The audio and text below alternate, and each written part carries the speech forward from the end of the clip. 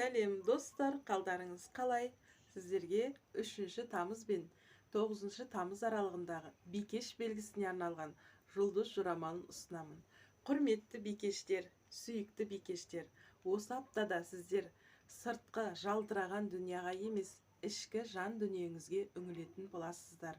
Сіздер өз-өзіңізді энергияға толтырып, және де осы уақытқа дейінгі өздеріңіздің жеткен жетістіктеріңізден мотивация алатын боласыздар.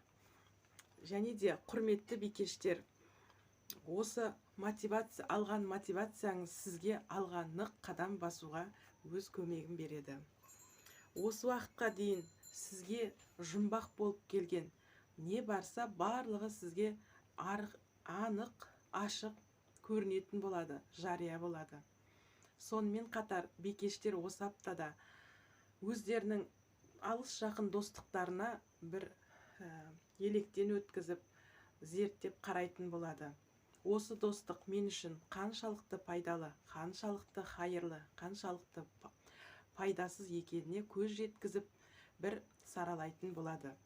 Және де өзіне зиян емес, пайдалы жағын ойластыратын болады. Сонымен қатар энергияңызды түсірген қандай зат барса, барлығынан ұзақ тұратын боласыз.